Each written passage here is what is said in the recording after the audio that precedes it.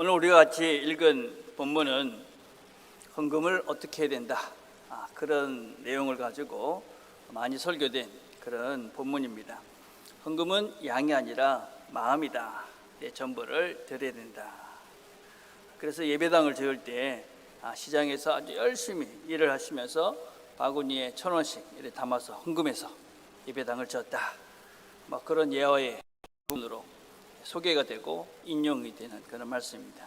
근데 과연 이 본문이 그렇게 마음을 다해서 헌금해야 된다, 그거를 말씀하기 위한 본문인가? 우리는 성경을 읽을 때 항상 염두에 둬야 되는 것이 무엇이냐면 그 당시의 상황을 바르게 이해해야 됩니다. 또 하나는 앞뒤의 문맥, 앞에서 뒤에서 어떤 이야기를 하고 있는가, 이런 것들을 제대로 살피지 않으면 우리가 성경이 이야기하는 본래의 의미를 제대로 파악할 수가 없습니다. 오늘 우리가 읽은 본문은 예수님께서 마지막 일주일의 시간을 보내시는 중에 화요일 날 행하시는 일입니다. 유대인들과 많은 논쟁을 하게 되십니다. 바리새인들, 헤롯당과 또 사두개인들, 서기관들, 이런 사람들이 애매한 질문을 가지고 와서 예수님께 이렇게 시비를 걸고 책을 잡으려 하던 그날입니다. 지난주에는 어떤 말씀을 나눴냐면 한 서기관이 와서 묻습니다. 율법적 가장 중요한 것, 으뜸이 되는 것이 무엇입니까? 그렇게 물으니까 예수님께서 내 하나님을 사랑하고 내 이웃을 내 몸같이 사랑하라. 이게 모든 율법의 근본이고 완성이다. 아가페 사랑, 자기를 내어주는 희생적 사랑을 하는 것이 바로 이 율법의 모든 것을 완성하는 것이다. 그렇게 이제 말씀하셨습니다. 그러고 난 다음에 이제는 주님께서 사람들에게 묻습니다. 거기 있는 사람들에게 물으시죠. 12장 35절에 이렇게 말씀합니다. 예수께서 성전에서 가르치실 때 대답하여 이르시되 어찌하여 서기관들이 그리스도를 다윗의 자손이라 하느냐. 그리스도가 다윗의 자손이다, 그렇게 말하지 않느냐, 그 말입니다. 그런데 다윗이 뭐라고 얘기했냐면 36절에 보니까 다윗이 성령에 감동되어 친히 말하되 주께서 내 주께 이르시되 내가 내 원수를 내 발 아래 둘 때까지 내 우편에 앉았으라 하셨도다 하였느니라. 다윗이 성령에 감동이 돼가지고 뭐라고 말씀을 하시냐면 주께서 이르시되, 주께서 주께서 이르시는데 그 원수가 일정한 기간 동안은 그냥 놔둬라, 그렇게 말씀하셨다 하는 말입니다. 내 주께서 내 주께 얘기했다, 이 참 헷갈리는 말이지 않습니까? 그죠? 근데 이 말씀을 메시지라는 성경은 조금 의역을 했습니다. 어떻게 번역을 했느냐면 성령의 감동을 받은 다윗이 말하되 하나님께서 내 주 그리스도께 말씀하시되, 이렇게 번역을 했습니다. 그러니까 앞에 있는 내 주는 하나님을 이야기하는 것이고 뒤에 있는 내 주는 그리스도이신 예수님을 말씀하는 겁니다. 그러니까 하나님께서 오실 메시아이신 그 예수님 그리스도, 하나님께 말씀하시되, 그런 의미를 가지고 있습니다. 여러분, 이게 왜 중요한 것이냐면 그 당시 사람들은 메시아, 그리스도 이렇게 하면 구원자, 이 사람들이 생각했던 그 구원자라는 개념은 무엇이냐면 이 로마, 이스라엘 백성들이 지금 로마의 압제 속에 이렇게 잡혀져 있는데 여기서 해방이 돼가지고 다윗의 옛날에 그 번영한 나라를 다시 되찾아가는 그 사람, 그거를 기대했던 것이 이 사람들이 생각한 메시아, 그리스도였습니다. 그러니까 그 사람들이 생각했던 그리스도라는 것은 당연히 사람이었죠. 사람. 여러분, 하나님이 사람이 된다는 것은 상상을 할 수 없었다. 우리는 지금 그리스도 그러면 메시아, 그러면 예수님, 하나님, 이게 자연스럽게 그냥 그렇지만 그 당시 사람들은 도대체 하나님이 인간이 된다, 여러분, 이건 이해가 안 되는 거, 상상할 수도 없고 사실은 아주 황당한 이야기였죠. 왜냐하면 사람들은 다 신과 같은 존재가 되길 원했기 때문에 그랬습니다. 여러분, 우리 모두가 무엇을 추구합니까? 우리는 다 완벽한 그리고 아주 탁월한 그런 존재가 되고 싶습니다. 특별히 그 당시 사람들은 그러면 하늘은 완전한 곳이었습니다. 거기는 좋은 곳이었습니다. 거기는 선한 곳이었습니다. 근데 그러면 땅은 어떤 것입니까? 불완전한 곳입니다. 여기는 악한 곳입니다. 고통과 힘든 것이 있는 것입니다. 그러니까 하나님은 당연히 좋은 곳이고 완전한 그곳에 계시는 분이지, 그분이 이 땅에 내려올 이유가 하나도 없는 것이죠. 그런데 다윗이 그리스도를 주라 하였은즉 어찌 그의 자손이 되겠느냐.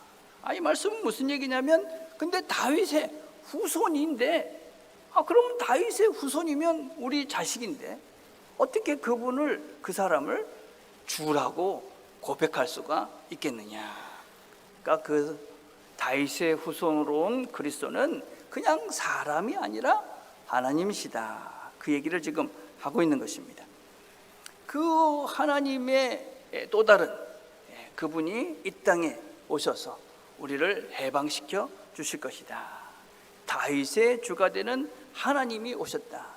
그 하나님이 그 그리스도가 여기 있다. 그 얘기를 지금 하고 있는 것입니다. 사람들이 즐겁게 듣더라. 사람들이 그걸 알고 그렇구나. 여러분, 이건 굉장한 일입니다. 하나님이 인간이 돼서 이 땅을 가치 있는 것으로 만들어 주셨고, 하나님이 인간이 되셔서 우리가 하나님께로 가는 길을 만들어 놓으셨구나. 그분이 내려오셨기 때문에 그분이 하나님께로 가는 그 길을 열어놓으셨다. 그걸 이 사람들이 알고 즐겁고, 그리고 새로운 세계가 열린 것입니다. 당시의 사람들은 이 말이 잘 이해가 되지 않았습니다. 하나님이 인간이 된다. 여러분, 이건 기독교에서는 가장 중요한 교리라고 할 수 있는 성육신 교리다. 인카네이션이다. 그렇게 이야기합니다. 하나님이 인간이 되셔서 이 땅을 가치 있게 했으며, 하나님이 인간이 돼서 이 땅에 오셔서 그리고 하늘로 올라가심으로 우리 모두가 하나님께로 가는 그 길을 열어놓으셨다. 이게 우리 기독교의 기본적인 아주 핵심적인 중요한 교리입니다. 그런데 이 하나님께서 내려오셨다. 그래서 우리가 어떻게 되느냐? 빌립보서 2장 5절에 이렇게 말합니다. 너희 안에 이 마음을 품으라. 곧 그리스도 예수의 마음이니 그런 근본 하나님의 본체시나 하나님과 동등됨을 취할 것으로 여기지 아니하시고 오히려 자기를 비워 종의 형체를 가지사 사람들과 같이 되셨고 사람의 모양으로 나타나사 자기를 낮추시고 죽기까지 복종하셨으니 곧 십자가에 죽으십니다. 그리스도가 낮아지셨다. 그래서 우리는 그 예수를 믿는다는 것을 어떻게 이해해야 되느냐면, 우리도 그분처럼 낮아지는 것, 이게 예수를 믿고 그분을 따라가는 삶입니다. 기독교는 올라가는 종교가 아닙니다. 기독교는, 우리의 신앙은 내려가는 것이죠. 근데 내려가는 건 쉽지 않습니다, 여러분. 그렇죠? 세상의 모든 사람들은 뭐라고 얘기합니까? 올라가야죠. 다 높아져야 되죠. 더 많이 가져야 되죠. 자기 거를 더 많이 취해야 되죠. 그렇죠? 사람들은 우리가 내려가야 된다 그러면 참 이상한 사람들이다. 아니, 왜 내려가? 더 높아져야지. 우리는 예수를 알고 예수를 따라가는 걸음은 철저하게 내려가는 삶이다라는 것을 꼭 기억하셔야 됩니다. 세상 사람들과는 다른 방향성, 이게 우리가 예수를 따라가고 있는 구체적인 증거입니다. 내가 지금 예수를 따라가고 있는가? 어디를 향하고 있는가? 여러분, 낮아짐이라는 것은 실제 삶 속에서 우리를 불편하게 합니다. 자존심을 상하게도 하죠. 그죠? 여러분, 낮아진다, 겸손하다 하는 것은, 내 자신을 낮춘다는 것은 상대방으로 하여금 나를 멸시하도록 만드는 요소가 되기도 합니다. 그럼에도 불구하고 나는 낮아지려고 애를 쓴다. 내가 주님처럼 내려가려고 애를 쓰고 있다. 그렇다면 나는 지금 바르게 주님을 따라가고 있는가? 나는 지금 어디를 향하고 있는지를 잘 보셔야만 합니다. 근데 세상은 하나님을, 예수를 제대로 알지 못하는 종교인들은 그렇지 않습니다. 종교인들은 내려가지 않습니다. 예수님께서 성전에서 이렇게 가르치고 계시는데 그 앞을 서기관이 지나간 것 같습니다. 지나가고 있는 서기관을 보시면서 주님께서 이렇게 말씀하시죠.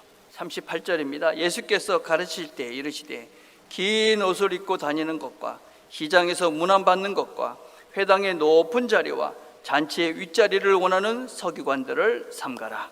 그들은 과부의 가산을 삼키며 외식으로 길게 기도하는 자니 그 받는 판결이 더욱 중하리라. 사람들의 문안을 받는 것, 높은 자리, 윗자리를 좋아하는 사람들, 이런 사람들을 조심해라. 여러분, 이 종교인들 중에 이런 높은 자리를 원하니까 길게 기도합니다. 그런데 과부의 가산을 탈취합니다. 과부는 그 당시에 가장 연약하고 힘이 없던 존재입니다. 이 본문에서 이야기하는 길게 기도하는 자, 과부의 가산, 판결, 이런 말들은 사실은 다 연결이 되어져 있는 말씀입니다. 그 당시 서기관들의 역할 중에 하나는 무엇이었냐면 판결을 하거나 약한 자들을 대변하는 일들을 했습니다. 일종의 변호사 역할을 하든가 아니면 재판장의 역할을 했던 것입니다. 근데 이런 도움이 필요한 사람들은 어떤 사람들을 선호했냐면 기도를 오래 하는 사람들을 선호했습니다. A라는 서기관이 있고 B라는 서기관이 있고 C라는 서기관이 있는데 A라는 서기관은 1시간 기도한대, B라는 서기관은 2시간 기도한대, C라는 서기관은 4시간 기도한대.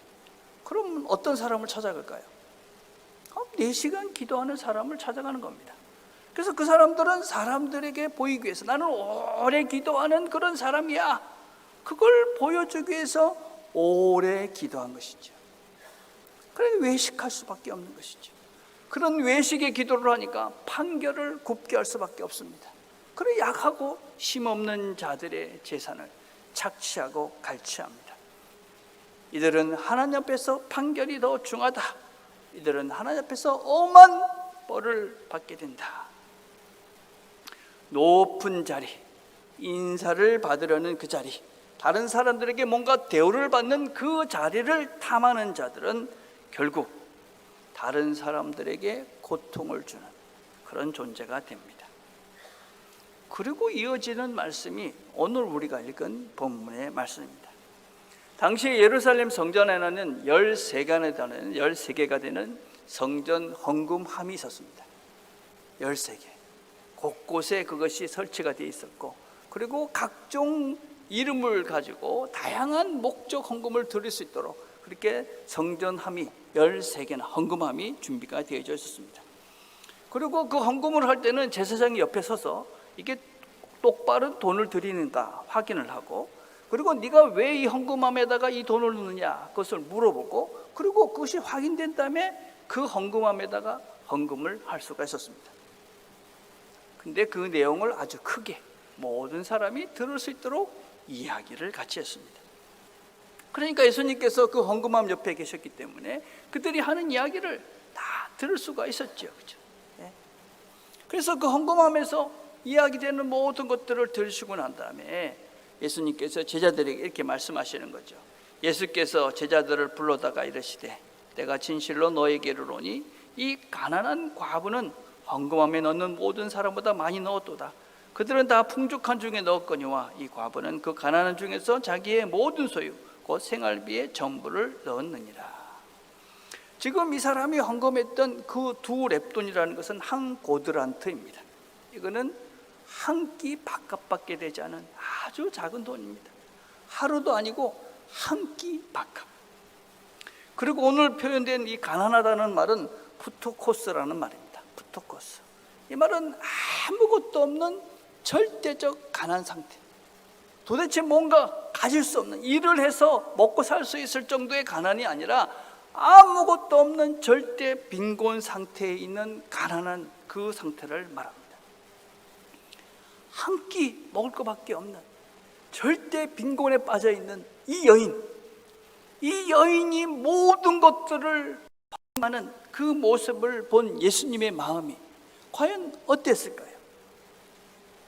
참 잘한다 그랬을까요? 여러분 어떻게 생각하세요? 여러분들이 만약에 예수님이라면 그 한 끼 먹을 것밖에 없는 그 절대 빈곤의 여인이 그 상태의 모든 것들을 헌금하는 그 모습을 보면서 참 잘한다 그랬을까요? 왜 이 여인은 그 당시에 이 자기가 한 끼밖에 남지 않는 이 돈을 헌금할 수밖에 없었을까요? 여러분, 우리는 이 이야기를 또 이해하기 위해서는 그 당시의 상황을 조금 이해를 해야 됩니다. 그 이유는 악한 세력과 결탁한 종교 지도자들이 있었기 때문에 그렇습니다. 그 당시에 이스라엘의 왕은 헤롯이라는 사람입니다. 이 헤롯이라는 사람은 유다의 정통 그 다윗의 왕조의 사람이 아닙니다. 이방 사람이었습니다. 에돔 출신의 왕이었습니다. 그렇기 때문에 정적이 늘 많았습니다. 무자비했습니다. 많은 사람들을 죽였습니다. 늘 불안했습니다. 백성들의 지지를 받지 못했습니다. 그래서 그가 유대인들에게 어떻게 하면 지지를 받을 수 있을까 고민하다가 시작한 것이 바로 성전을 건축하는 일이었습니다. 헤롯은 성전을 건축하기 위해서 이 예루살렘의 4분의 1이라 되는 엄청난 땅을 로마로부터 받게 되어집니다. 그리고 이 성전을 짓기 시작한 것이 BC 19년입니다. 예수님이 오시기 한 19년 전에 시작을 했는데 이게 완성이 된 것은 AD 63년입니다. 그러니까 거진 80년 동안 이 성전을 지은 것입니다. 성전은 화려했고 웅장했습니다. 그동안 어떤 성전보다도 대단한 성전을 지었습니다. 당연히 많은 비용이 들었습니다. 그리고 그 성전을 통해서 먹고 살던 서기관들, 바리새인들, 제사장들, 사두개인들, 그들은 백성들에게 헌금을 강요할 수밖에 없었습니다. 13개나 되는 헌금함을 만들어서 곳곳에 배치를 해서 이 사람들이 그 헌금을 할 수밖에 없도록, 그래서 그들은 헌금을 그렇게 과도하게 할 수밖에 없었습니다. 여러분, 우리가 이 가난한 이 과부의 심정을 우리가 조금은 알지 않습니까? 여러분, 우리가 헌금 생활이라는 것은 대단히 중요합니다. 신앙생활을 하면서 헌금 생활은 참 중요하죠. 그렇죠? 헌금을 할 때는 항상 두 가지를 늘 염두에 두시고 우리가 이 헌금을 하시는 겁니다. 첫째는 감사합니다. 이 모든 것이 하나님께로부터 왔다. 그걸 감사하는 사람들이 기쁘게 헌금을 할 수가 있습니다. 그렇죠? 두 번째는 뭐냐면 내가 이 땅을 사는데 이 돈의 힘으로 사는 것이 아니라 하나님이 주신 힘으로 산다. 이런 고백을 하면서 우리가 헌금을 하는 것이죠. 우리가 살면 대부분의 분들이 늘 조금씩 부족하죠. 조금만 더 있으면 좋겠다. 이런 마음들이 사실은 우리 모두에게 있죠. 근데 그 마음을 다스리고, 그래, 하나님이 주셨다, 하나님을 의지한다, 그런 고백으로 우리가 헌금을 하는 것이 이 헌금의 실제이죠. 그렇죠? 그래서 감사와 믿음의 고백이, 그런 실제가 바로 이 헌금이라는 것입니다. 사실은 우리 신앙의 선배님들은 지금까지 여기까지 그렇게 최선을 다하시면서 그렇게 교회를 지켜오셨죠.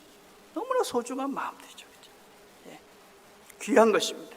감사, 믿음, 그게 헌금이죠. 그런데 과연 그냥 무조건 많이 한다고 전부 드리는 것이 하나님이 기뻐하시는 일일까? 그렇지는 않다는 것입니다. 여러분, 미가서 6장 7절에 이렇게 말씀합니다. 여호와께서 천천의 수양이나 만만의 강물 같은 기름을 기뻐하실까? 내 허물을 위하여 내 마다들을 내 영혼의 죄로 말미암아 내 몸에 열매를 드릴까?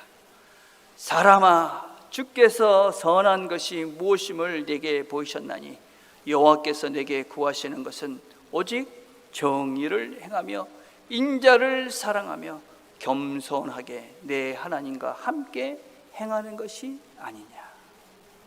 하나님이 기뻐하시는 것은 천천의 수양, 만만의 기름, 그런 제사나 제물이 아니라 그것보다 더 소중한 것은 공의를 행하고 하나님을 사랑하고 하나님과 함께하는 그것을 하나님은 기뻐하신다. 여러분, 우리가 이 여인의 헌금이 예수님께서 하나님께서 기뻐하셨던 정말 옳은 그런 헌금이었다면 우리의 기대는 그 다음 말씀이 이 여인은 복을 받아서 잘 살게 되었다, 아니면 이 성전은 더 크게 잘 지어져서 많은 사람들이 하나님께 영광을 돌렸다, 그렇게 결론을 맺어야 할 것입니다. 그런데 그 성전, 이 말씀을 하고 난 다음에 이 성전이 어떻게 되어지느냐, 13장, 오늘 읽은 그 다음에 13장 1절과 2절을 이렇게 말합니다.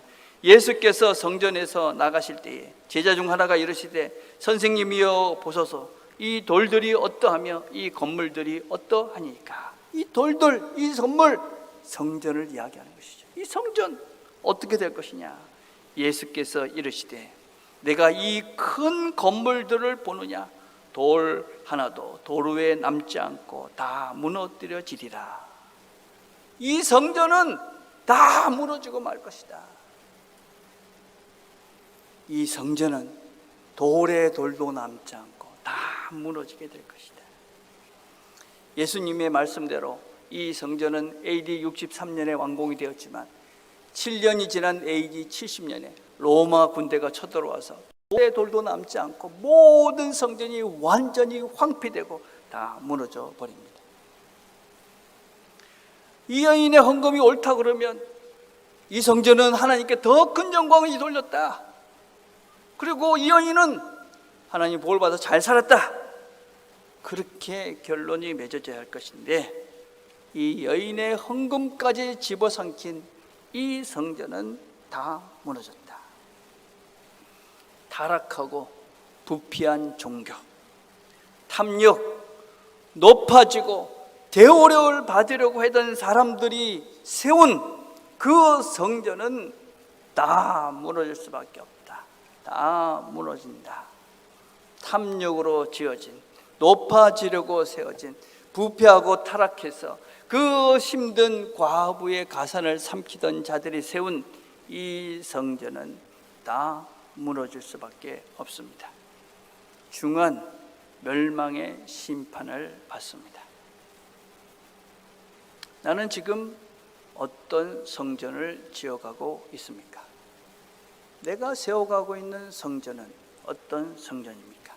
우리는 하나님의 거룩한 하나님의 성전들이십니다.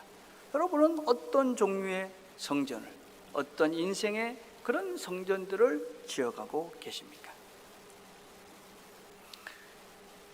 마태복음 12장 33절에 이렇게 말합니다. 마가복음 12장 33절에 또 마음을 다하고 지혜를 다하고 힘을 다하여 하나님을 사랑하는 것과 또 이웃을 자기 자신과 같이 사랑하는 것이 전체로 드리는 모든 번제물과 기타 제물보다 나으니이다. 하나님을 사랑하고 이웃을 내 몸과 같이 사랑하는 그것이 우리가 드리는 모든 번제물과 모든 제물보다 낫다. 우리가 어떤 성전을 지어가야 하는가? 종종 교회 다니시는 분들 중에 교회에 사랑이 없다 이렇게 말씀하시는 분이 계십니다. 아주 많이 오해하시는 겁니다. 교회는 사랑을 받으러 오시는 것이 아닙니다. 우리는 사랑을 하기 위해서, 사랑의 집을 짓기 위해서 모이는 것입니다. 우리 자신을 내어주기 위해서 오시는 겁니다. 우리 자신을 희생하기 위해서 오시는 겁니다. 우리 자신들을 낮은 자리로 내려가기 위해서 우리가 이곳에 함께 모이는 것입니다. 그래서 우리가 서로 사랑하기 위해서 모이는 것이 교회이지, 내가 누구로부터 대우를 받고 대접을 받고 누구로부터 높아지기 위해서 이 자리에 오셨다면 여러분들은 지금 잘못된 성전을 지어가고 계시는 겁니다. 우리는 지금 낮아지는, 다른 사람을 위해서 희생하는, 내 자신을 내어주는, 다른 사람을 위해서 기꺼이 내가 내려가고 희생하는 그 자리로 무엇이 옳고 무엇이 틀린가 이것이 아니라 무엇이 사랑인가, 무엇이 저 사람을 위해서 유익한 것인가, 이런 사랑을 기준으로 판단하고 결정하고 행동하며 하나님이 원하시는 그 사랑의 집을 지으며 그 사랑의 집을 만들어가는 공동체, 그게 교회인 것입니다. 금주에 제가 읽은 책 중에 호감가 없는 말투에는 비밀이 있다, 이런 책을 읽었습니다. 한번 남자분들은 한번 생각을 해보십시오. 그는 그녀를 매우 사랑한다. 모든 사람의 마음을 사로잡을 만큼 매력적인 여인이다. 그런데 이 여인이 그만 사고를 당하여 그 아름다운 외모가 사라졌다. 그는 여전히 이 여인을 사랑할 수 있을까요? 1번, 당연히 사랑한다. 2번, 당연히 사랑하지 않는다. 3번, 사랑할 수도 있다. 남자분들은 몇 번 한번 생각을 해보십시오. 여자분들 한번 생각해 보십시오. 그녀는 그를 매우 사랑한다. 그는 사업가로 아주 촉목맞는 사람이다. 견덜력과 지식이 풍부한 사람이다. 그런데 어느 날 부도가 나서 망하게 되었다. 완전히 망했다. 이 여인은 과연 이 남자를 사랑할 수 있을까? 1번, 당연히 사랑한다. 2번, 당연히 사랑하지 않는다. 3번, 사랑할 수도 있다. 여러분은 몇 번 하신 것 같습니까? 이 질문에 대한 조사를 했습니다. 심리학자들이 연구를 했죠. 남자들의 반응, 사랑하는 여자가 완전히 그 아름다움을 잃어버렸다. 당연히 사랑한다, 10%. 당연히 사랑하지 않는다, 10%. 사랑할 수도 있다, 80%. 남자들에게 외모는 대단히 중요하다, 뭐 이런 겁니다, 그렇죠? 여자들의 반응은 어땠느냐? 당연히 사랑한다, 30%. 당연히 사랑하지 않는다, 30%. 사랑할 수도 있다, 40%. 여자가 조금 남긴 해도 여전히 우리의 사랑은 조건적이다 하는 것이죠. 우리의 사랑은 조건적이다. 어떻습니까? 그런데 만약에 이 남자가, 이 여자가 부모라면, 그리고 그 사고를 당한 사람이 아들이고 딸이라면 어떤 반응을 했을까요? 당연히 사랑한다가 100%겠죠. 하나님의 사랑이 그런 것입니다. 하나님의 사랑. 우리의 조건과 상관없이 하나님은 자신을 희생하셔서 우리에게 가장 좋은 것을 주시는 분입니다. 우리는 이 사랑의 집을 세워가는 사람들이 바로 예수를 믿고 예수를 따라 살아가는 우리들의 실제입니다. 조건 없이 자기를 내어주시는, 그리고 기꺼이 내려오신 그 하나님의 마음을 기억하시고 이 사랑의 성전들을 지어가시는 저와 여러분이 되시기를 간절히 바라겠습니다. 기도하겠습니다.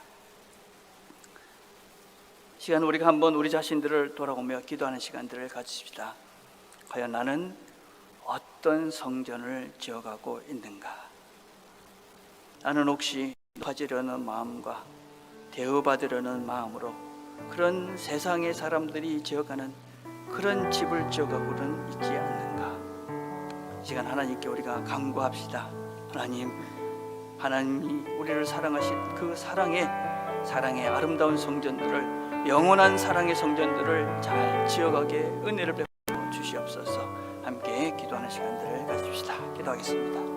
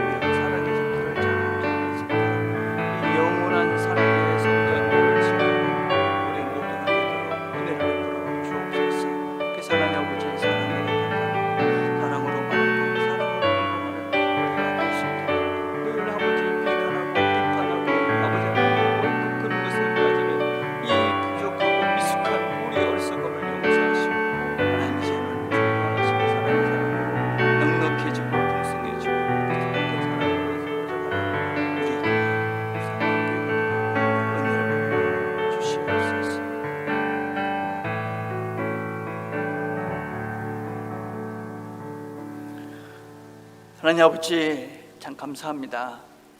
아무런 사랑받을 만한 자격이 없음에도 불구하고 항상 하나님의 큰 사랑으로 우리를 사랑해 주시고 선한 길로 늘 이끌어 주셔서 감사합니다.